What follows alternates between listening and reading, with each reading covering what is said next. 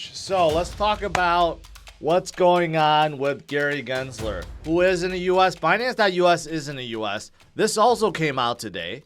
Now, some of you guys noted that Bitcoin was trading for above market price on Binance.us. It does seem like there's some fear about people can't take out their money, right? But that's not the case. I used it. Withdrawals, everything is really quick. There's no delays. So I don't know why there's just like such a panic over Binance.us. Although, if you are fearful, it's never a bad time to be taking your money out. To self-custody your own crypto, never, ever, ever a bad time for that. So if you have any doubts, any panic, or if you just want to learn, right now will be as good a time as any. But Binance.us did release this delisting, I don't know how many. That's like 100 different pairs, okay? Mostly USDT pairs, some BTC pairs, and a few BUSD. But you could see that's an enormous amount of crypto being delisted, probably due to SEC, right? But SEC did not name all these as securities, or maybe they got some kind of inkling that they will be named. I don't know. SEC and Gary's been naming a whole bunch, including Cardano, Solano, and then Axie and Cosmos and Matic and a few others, right? Algorand is in there. I mean, it goes on and on and on. So, because even Robinhood chimed in. Because Robinhood said that, hey, just like Coinbase, we try to register ourselves. We went into the SEC and we said that we wanted to do whatever it takes to get us registered. And they tried for 16 months and nothing happened. Right? So this whole thing about Gary saying, well, exchanges need to just come in and register. It's really that simple. It's BS.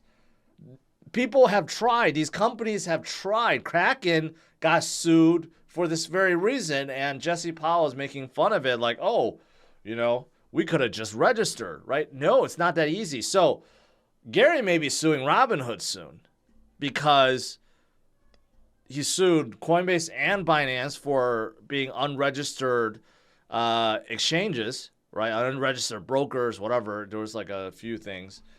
But Robinhood may be joining that too, right? So everyone is coming together, that's for sure. Like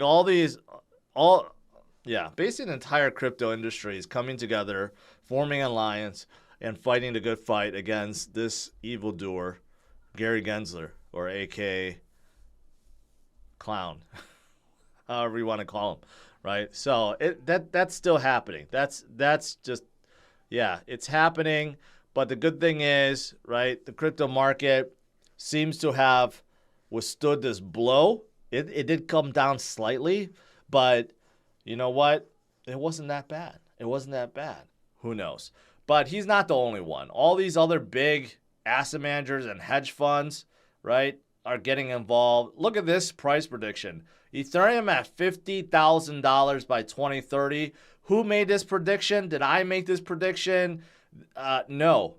This is the investment firm Van Eyck, who's one of the largest ETF providers.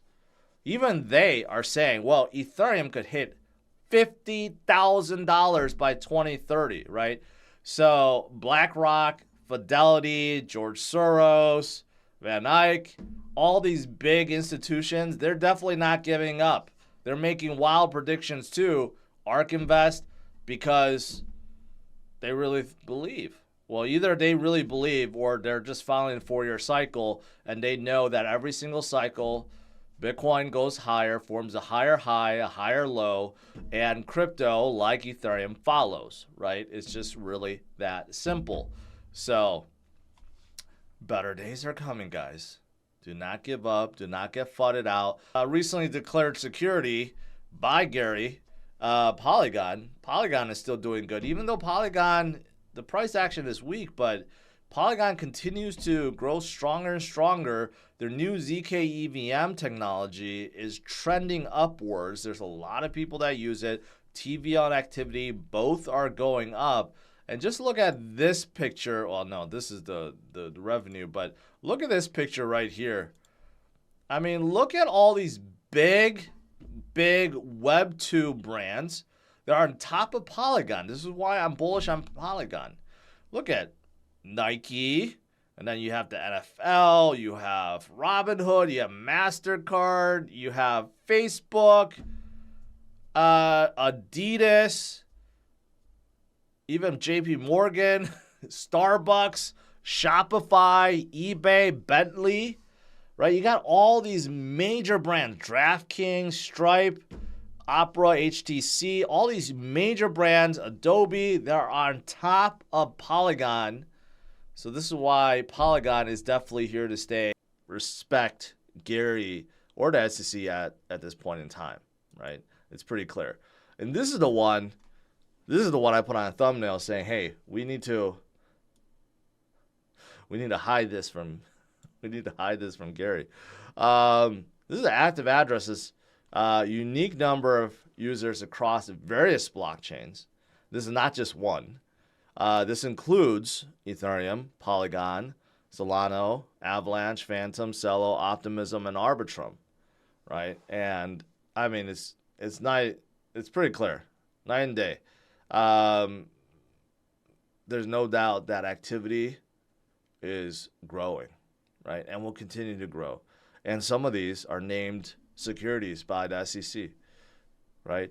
But yeah, activity across all chains continue to grow and get better. More users are coming in.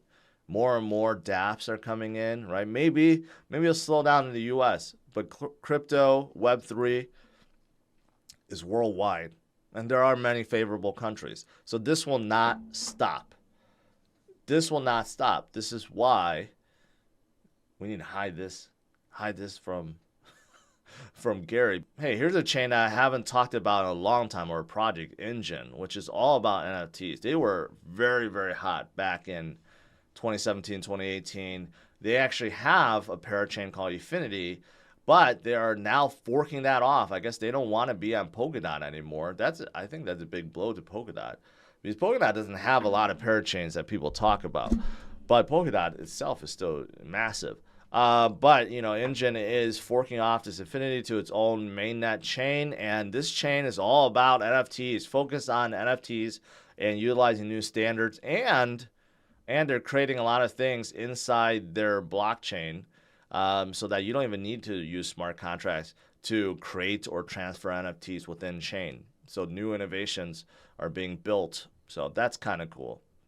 Again, I haven't heard anything about Infinity for a long time. And, you know, once upon a time, Enjin had one of the best universal wallets. I remember using it. Before Trust Wallet got big, before all these other wallets got big, Enjin's wallet was one of the best. And now they claim their new one is even better. The world's most secure mobile wallet.